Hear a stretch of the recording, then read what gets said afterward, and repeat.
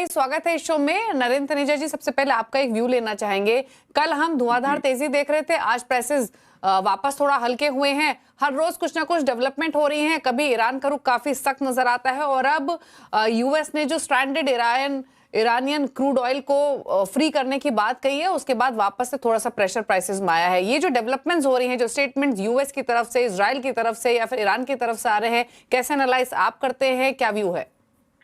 देखिए, पिछले 24 घंटे में ग्लोबली मार्केट्स ने जो मैसेज कन्वे किया है प्रेसिडेंट ट्रंप को, खास तौर से बड़ा स्पष्ट मैसेज है कि जो आपका रवैया चल रहा है और जिस हिसाब से साउथ पार्क जो ईरान का बड़ा गैस फील्ड है और साथ में जो कतार की जो गैस फील्ड है, गैस इंफ्रा, उन दोनों पे हमले हुए हैं। तो मार्केट्स ने बिल्कुल कन्वे कर दिया है कि ये दुनिया की अर्थव्यवस्था के लिए बहुत ही गलत है, डिजास्टर है। तो कुल मिलाकर के कल हमने पहली बार, जब से युद्ध शुरू हुआ, पहली बार देखा कि जो मार्केट का व्यू था, मार्केट्स का जो इन्फ्लुएंस था, वो जो युद्ध की जो कॉकपिट है, चाहे वो इजराइल में हो चाहे वो अमेरिका में, उसके ऊपर मार्केट हावी हुआ है। नतीजा यहाँ तक हुआ है कि ट्रंप साहब ने कहा है कि उनका कोई लेना देना नहीं था जो कुछ भी इजराइल ने किया है, और अमेरिका ने दबाव डाल के इजराइल के प्राइम मिनिस्टर को भी से भी कहलवाया अब हमले इस पे नहीं करे जाएंगे। और कहीं ना कहीं इजराइल के प्रधानमंत्री ने यह संकेत दिया कि युद्ध जो है समाप्ति की तरफ है। ये सारा कल जो मार्केट का प्रेशर था, कुल मिलाकर के, क्योंकि जो हुआ, जाहिर है कि अगर इसके बाद आगे बढ़ता है और ईरान जो है और इंफ्रास्ट्रक्चर जो एनर्जी इंफ्रास्ट्रक्चर पे हमला करता है, तो फिर तो पूरी ग्लोबल इकोनॉमी का क्या होगा आप अंदाज लगा सकते हैं। तो अभी जो कुछ भी हुआ है, अमेरिका ने ये साथ में ये कहा कि जो ईरान का तेल है, जो हाई सीज में तेल है या समंदर में तेल है, उसको वो जो है अनसैंक्शन कर रहे हैं। तो ये साफ दिखाता है कि जो तेल की कीमतें बढ़ रही हैं और उसका असर अमेरिका की अर्थव्यवस्था पर पड़ रहा है, आने वाले समय में इन्फ्लेशन पे पड़ेगा और जो चुनाव है उस पे पड़ेगा। उसको लेकर के पहली बार ट्रंप साहब, जिद्दी आदमी है लेकिन पहली बार हिले हैं, उससे उस बाजार में दिख रहा है। बिल्कुल। और इनफैक्ट इन्फ्लेशन बढ़ने की जो चिंता है वो तो अक्रॉस ऑल कमोडिटीज, इक्विटीज,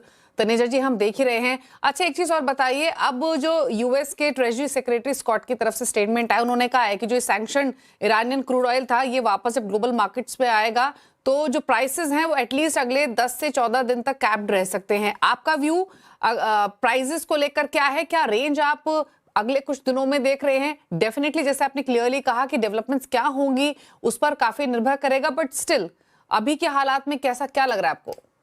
देखिए, अभी जो है जितने तेल के बड़े खरीदार हैं उनके अंदर अभी पैनिक है। जो वक्तव्य अमेरिका से आते हैं, खासतौर से ट्रंप सरकार को, उसको बाजार ये मान के चलता है भरोसा करें या ना करें, असमंजस होता है। वो असमंजस बाजार को बिल्कुल पसंद नहीं है। तो अभी जो स्टेटमेंट है वो ठीक है, क्या वो फिर बदल जाएंगे? लेकिन मार्केट्स में अभी ये हो रहा है कि जो जो बड़े बड़े खरीदार हैं, जिनकी डिपेंडेंसी या आयात पर निर्भरता बहुत ज्यादा है, वो ताबड़तोड़ तेल खरीद रहे हैं, वो कीमत को नहीं देख रहे। आप भारत को भी देखिए, अगर इंडियन बास्केट की कीमत देखें, क्रूड की, जिस दाम पे भारत ने मार्च में तेल लिया है, अनप्रेसिडेंटेड है, 140 से ऊपर है पर बैरल। तो आप अंदाज लगा सकते हैं, चाइना भी यही कर रहा है, जापान भी यही कर रहा है, ताइवान यही कर रहा है, अन्य कई छोटे इस तरह पाकिस्तान जैसे देश भी करने की कोशिश कर रहे हैं, हालांकि उनका सामर्थ्य कम है। तो मार्केट के अंदर जो है, तो ये दूसरी तरफ अमेरिका की कोशिश कि तेल की कीमत ना बढ़े, तेल के लेके सेंटिमेंट्स को नीचे रखें क्योंकि बाजार उससे परेशान और अमेरिका उपभोक्ता परेशान। तो ठीक है, उनकी ताकत है, अमेरिका का काफी बाजार में दबदबा रहता है। लेकिन दूसरी तरफ अगर भारी मात्रा में तेल खरीदा जाएगा और जिस हिसाब से बड़े खरीदार ले रहे हैं, तो उसका भी प्रेशर रहेगा। तो इसको कैसे मैनेज किया जाता है? मैनेजमेंट का एक ही तरीका है, अमेरिका और इजराइल गंभीरता से ये मैसेज दें कि वो युद्ध को अब खत्म करना चाहते हैं, और ईरान उसको रिस्पॉन्ड करेगा कि वो ईरान को भी वही फेवर होगा। तो अभी जो है कॉकपिट, जो है युद्ध की जो कॉकपिट है, उसमें मार्केट हावी है।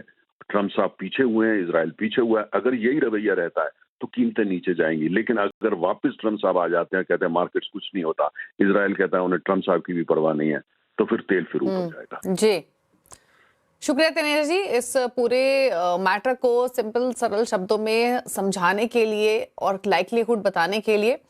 Thank you. धर्मेश भाटिया भी हमारे साथ बने हुए